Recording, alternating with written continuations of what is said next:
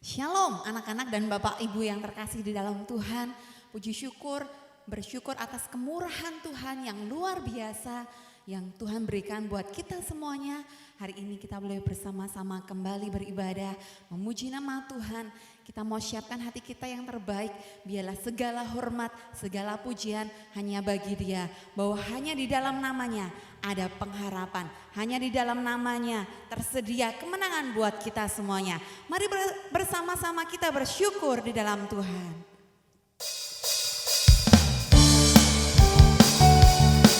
Pujikan lagu ini dengan penuh sukacita.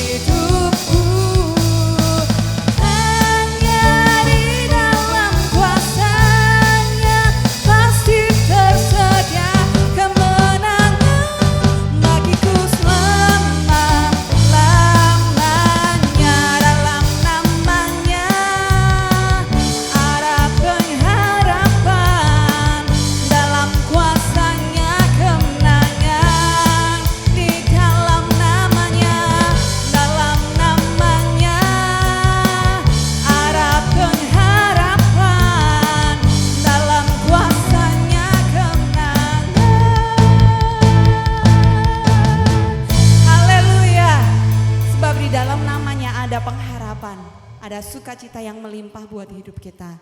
Mari bersama-sama kita siapkan hati kita. Kita undang Tuhan Yesus, biarlah berotoritas dalam hidup kita. Kita siap dibentuk menjadi bejananya yang indah.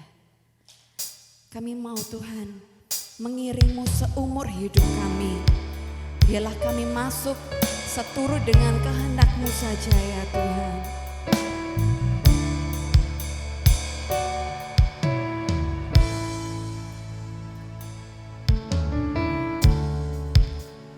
Kekuatan di jiwaku, ketenangan batinku ada dalam hadirat-Mu menyembahmu.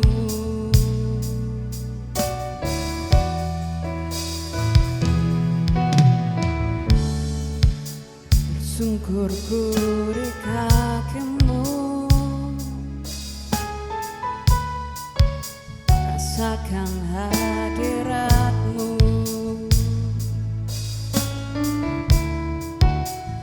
Takkan ku melepaskanmu, kau cahaya bagiku.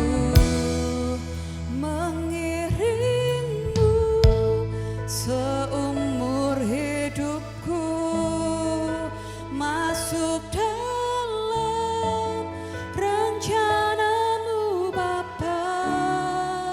Pikiranku, kehendakku, ku serahkan padamu. Harapanku hanya di dalam-Mu, ku kan teguh bersama-Mu Tuhan. Jadikan ku pejana-Mu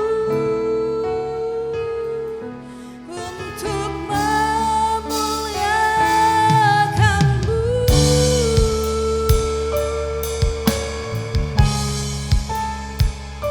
Kami mau Tuhan menjadi bejana-Mu yang indah di hadapan-Mu.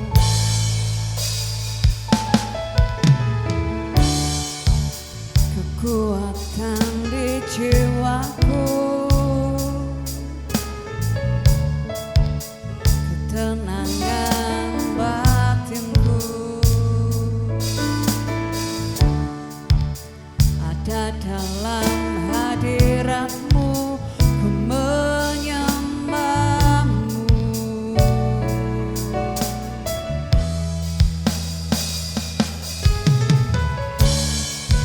Bersungkurku di kaki-Mu, rasakan hadirat-Mu. Takkan ku melepaskan-Mu, kau cahaya bagiku. Mengiringmu seumur hidupku,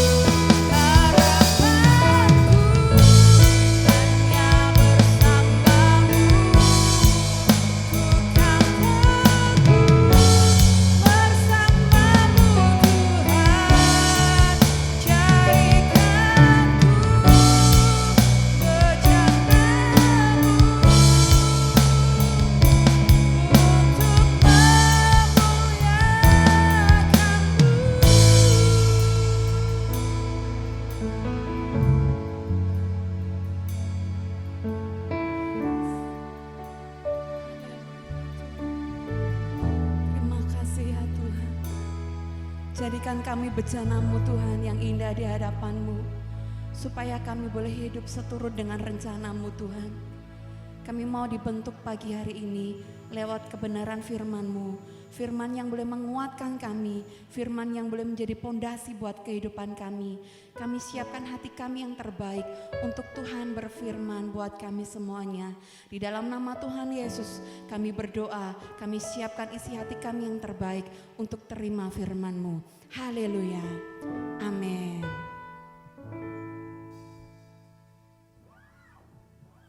Selamat pagi Bapak Ibu serta anak-anakku yang dikasihi oleh Tuhan. Mari kita berdoa. Kami bersyukur dan berterima kasih ya Tuhan untuk hari yang Tuhan percayakan kami dapat beribadah. Berkatilah ibadah kami hari ini dan firman-Mu yang akan kami dengar kiranya boleh mengingatkan kami, membuat kami makin dekat dan makin kenal Tuhan. Dalam nama Yesus kami berdoa. Amin. Bapak Ibu serta anak-anak yang dikasihi oleh Tuhan, saya mengajak setiap kita untuk membuka Yakobus pasalnya yang kedua. Yakobus pasalnya yang kedua, mulai dari ayat yang ke-14 berkata demikian. Apakah gunanya saudara-saudaraku, jika seorang mengatakan bahwa ia mempunyai iman padahal ia tidak mempunyai perbuatan? Dapatkah iman itu menyelamatkan dia? Jika seorang saudara atau saudari tidak mempunyai pakaian dan kekurangan makanan sehari-hari, dan seorang dari antara kamu berkata, "Selamat jalan, kenakanlah kain panas, makanlah sampai kenyang," tetapi dia tidak berbuat apa-apa yang perlu bagi tubuhnya, apakah gunanya itu? Demikian juga halnya dengan iman. Jika iman tidak disertai perbuatan, maka iman itu pada hakikatnya adalah mati.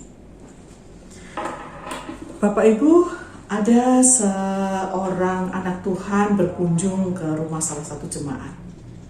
Di sana dia bertemu dan dia berbincang dengan karyawannya karena si jemaat yang dia cari tidak ada, sedang pergi. Jemaat ini dikenal di gereja sebagai seorang yang aktif dan dia setia beribadah. Dia orang yang lama sekali dia di gereja itu.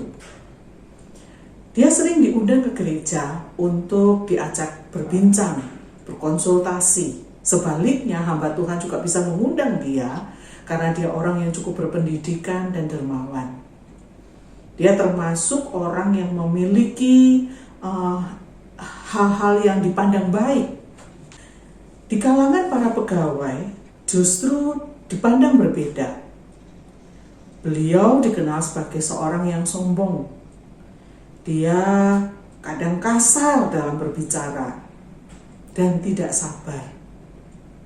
Ketika dia merasa jengkel terhadap sesuatu, dia bisa melemparkan benda apa saja kepada orang yang ada di dekatnya yang membuat dia jengkel. Tidak peduli itu anak-anak, tidak peduli itu orang dewasa, tidak peduli itu orang tua. Apakah karyawan ini tidak tahu bahwa dia seorang Kristen? Bapak Ibu jelas dia tahu. Teman-teman, dia tahu dan yakin justru dia adalah orang yang dikenal baik. Namun dia gagal untuk menunjukkan dirinya sebagai seorang Kristen ketika di rumah atau di pekerjaan.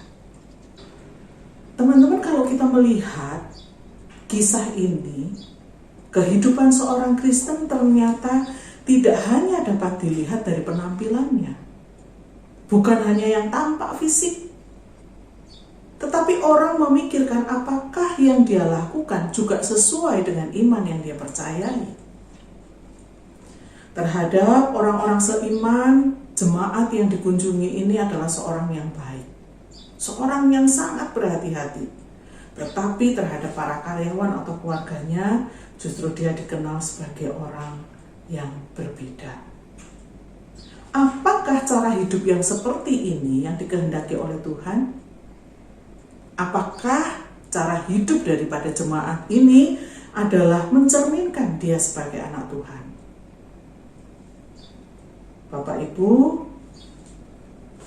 sangat mungkin jemaat yang dilayani oleh Yakobus hidup di dalam ketidakkonsistenan. Seperti yang saya contohkan tadi. Mengaku percaya kepada Yesus, tetapi kehidupannya tidak sejalan dengan karakter Kristus. Bapak Ibu serta anak-anakku, surat Yakobus ini berisi tentang hal-hal yang praktis, tentang kehidupan sehari-hari. Di pasal 2 ayat 1 hingga ayat 13, di sana mengisahkan tentang katanya mengasihi sesama, tapi mereka membedakan orang. Kalau ketemu orang miskin, dia seolah-olah tidak mengenal, tapi terhadap orang yang kaya, dia seolah-olah, wah, dia orang ini harus diagungkan, orang ini harus diberi penghormatan. Itu sebabnya Yakobus berkata di dalam perikop sebelumnya, kalau engkau mengasihi sesama tetapi engkau membedakan orang, apakah baiknya? Tidak ada yang baik, bukan? Surat Yakobus dituliskan oleh Rasul Yakobus untuk orang-orang yang di perantauan. Berarti dia sudah tahu siapa Yesus. Dia sudah kenal siapa Yesus. Tetapi mereka merasa bahwa cukup kalau misalnya mereka percaya Yesus. Cukup kalau misalnya dia mati masuk surga. Cukup bagi mereka asalkan aku beriman. Namun Yakobus justru menegur mereka. Nggak ada artinya. Kamu memperoleh keselamatan, kamu melakukan dengan iman, tetapi kalau perbuatanmu sehari-hari tidak sejalan dengan imanmu, maka nggak ada gunanya. Iman tanpa perbuatan adalah mati. Iman tanpa perbuatan tidak akan berguna. Yakobus mencontohkan di bagian ayat yang berikutnya, di ayat 18, ada 2 ayat berikutnya dikatakan bahwa kalau dia berkata kepada seorang saudara lalu berkata, aku sedang kelaparan, dapatkah engkau membantu aku? Oh, maaf ya, nggak bisa, silakan kamu pergi, hati-hati di jalan ya, jangan lupa pakai kain panas. Maaf, bukankah itu sebuah tindakan ngece bagi orang Jawa? Menghina, bukan? Dia sudah kelaparan, dia membutuhkan makanan, tetapi kita cuma berkata, selamat jalan. Teman-teman, ayat 17 berkata demikian. Demikian halnya dengan iman. Jika iman itu tidak disertai dengan perbuatan, iman itu pada hakikatnya adalah mati. Dalam terjemahan, dalam bahasa aslinya mengatakan demikian. Demikian juga dengan iman. Jikalau tidak menghasilkan perbuatan-perbuatan yang sesuai dengan kehendak Tuhan, iman itu tidak berguna. Mereka beranggapan bahwa hidup melaksanakan hukum Taurat itu baik. Yang penting percaya Tuhan. Orang-orang perjanjian lama melakukannya karena apa? Ada hukum Taurat. Mereka yang penting hidup menurut hukum Taurat. Tapi kan sekarang kita sudah percaya Yesus. Ya sudah, gak perlu melakukan hukum Taurat. Yang penting saya percaya Yesus. Bapak Ibu serta anak-anakku, Yakobus sangat keras berkata kepada mereka. Tetapi mungkin ada orang berkata, padamu ada iman dan padaku ada perbuatan. Tunjukkanlah kepadaku imanmu tanpa perbuatanmu, dan aku akan menunjukkan kepadamu imanku dari perbuatan-perbuatanku. Yakobus mengkontraskan tindakan ini, bukan?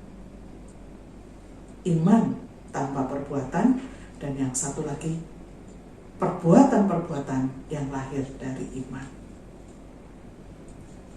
Bapak Ibu serta anak-anakku yang dikasihi oleh Tuhan,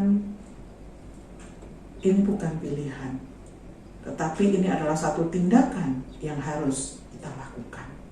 Apakah pengajaran daripada Rasul Paulus ini bertentangan dengan pengajaran daripada Paulus? Bapak Ibu serta anak-anakku yang dikasihi oleh Tuhan, Paulus itu mengajarkan kepada orang-orang yang Yunani. Dia berkata bahwa engkau harus diselamatkan. Bagaimana caranya? Engkau harus percaya Yesus. Bagaimana engkau dapat percaya? Bagaimana kamu dapat menerima Yesus? Kamu harus percaya. Asal engkau percaya bahwa Yesus itu mati untuk menebus dosamu dan nebus dosaku, asal kamu percaya saja, kamu selamat. Itu pengajaran yang disampaikan oleh Rasul Paulus kepada orang-orang Yunani.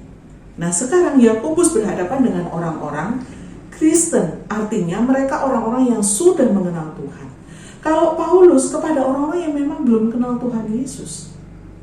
Nah, Bapak Ibu, Yakobus dan tidak sedang mempertentangkan pengajarannya dengan Paulus. Tapi Yakobus mau menunjukkan bahwa kamu harus percaya dengan iman. Tetapi ketika kamu percaya dengan iman tentang siapa Yesus, kamu nggak berhenti sampai di situ. Kamu harus melanjutkannya dengan cara tunjukkanlah imanmu itu dengan perbuatan-perbuatanmu. Bapak Ibu yang dikasihi oleh Tuhan, iman tanpa perbuatan adalah mati. Beriman pentingkah? Penting. Namun ada yang lebih penting, yaitu ketika kita menunjukkan iman itu di dalam perbuatan. Yakobus juga mau mengajar kepada setiap kita. Jika engkau hanya beriman tapi engkau tidak menunjukkan perbuatanmu, maka imanmu itu adalah iman yang mati. Di ayat yang ke-26 Yakobus pasal 2 dikatakan bahwa iman tanpa perbuatan seperti tubuh tanpa roh. Teman-temanku dan juga Bapak Ibu, pernah membayangkankah tubuh tanpa roh? Kalau kita pergi ke Tiongting, kita lihat di sana hanya ada tubuh di dalam peti. Tapi orang-orang yang berkunjung, orang-orang yang memberikan salam kedukaan, mereka itu masih punya roh. Mereka masih bisa hidup. Tetapi yang di dalam peti itu, dia hanya tubuh, nggak ada roh. Teman-teman, iman dan perbuatan itu harus sejajar. Iman dan perbuatan itu harus jalan. Kalau misalnya kita punya uang logam, kita melihat atau uang kertas sama, punya dua sisi, depan dan belakang, tapi dua-duanya tidak bisa dipisah. Ketika dipisah, tidak memberi arti. Yakobus menegaskan bahwa tunjukkanlah imanmu. Menunjukkan iman itu penting. Yang terpenting lagi adalah tunjukkanlah imanmu dari perbuatan-perbuatan. Bapak Ibu serta anakku, Yakobus mengangkat dua tokoh. Salah satunya adalah Abraham dan salah duanya adalah Rahab. Siapa sih yang gak kenal Abraham? Orang-orang di perantauan ini juga kenal nama Abraham. Mereka tahu. Mereka beranggapan bahwa Abraham itu juga melakukan hanya beriman kepada Allah. Tetapi Allah memperhitungkan perbuatan Abraham adalah wujud iman, bukan semata-mata perbuatan, bukan semata-mata iman. Tetapi karena dia mau mempersembahkan anaknya, karena dia yakin inilah yang terbaik untuk Allah. Iman yang diwujudkan dalam perbuatan. Kerelaan Abraham untuk mempersembahkan Ishak adalah sebagai wujud iman daripada Abraham. Teman-temanku, iman bekerja sama dengan perbuatan, dan dengan perbuatan-perbuatan itu iman menjadi sempurna. Seorang misionaris, kalau saya sebut namanya, kalian pasti tahu, Hudson Taylor. Teman-teman, Hudson Taylor adalah orang boleh disebut pionir daripada penginjilan. Satu kali dia didatangi oleh seorang wanita bersama dengan anaknya.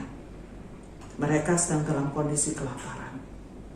Perempuan itu mendekati kepada teller dan kemudian dia berkata, "Tuhan, berikanlah aku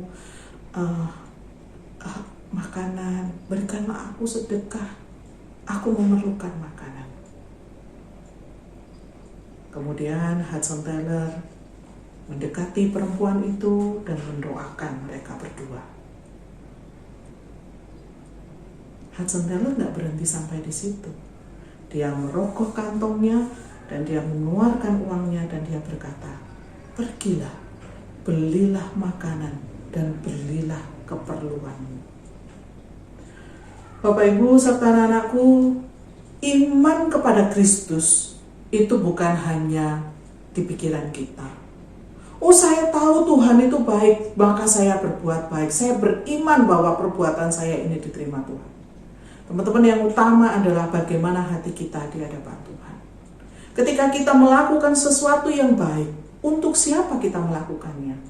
Jika kita melakukannya untuk Tuhan, puji Tuhan, Tuhan menolong saya dan juga menolong Bapak Ibu.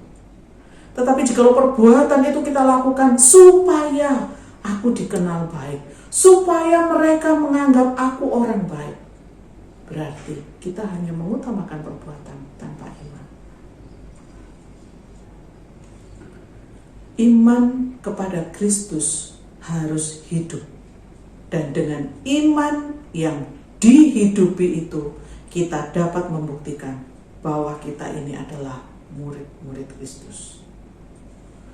Sudahkah kita menjadi orang-orang yang mewujudkan iman dalam perbuatan?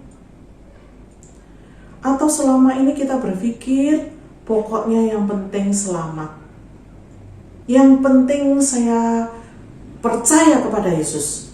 Tetapi kita tidak berbuat apa-apa. Mari Bapak Ibu, mari kita tunjukkan iman kita di dalam atau melalui perbuatan-perbuatan kita.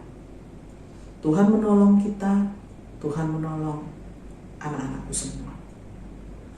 Mari kita berdoa. Kami mengucap syukur dan berterima kasih ya Tuhan untuk kebaikan-Mu dalam hidup kami.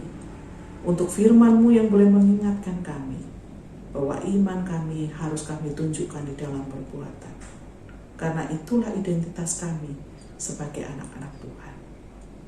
Tolonglah kami ya Tuhan. Dalam nama Tuhan Yesus, kami menyerahkan seluruh rangkaian ibadah kami dan kami menyerahkan proses pembelajaran hari ini. Amin. Selamat belajar. Untuk Bapak Ibu Guru, selamat mengajar. Tuhan memberkati.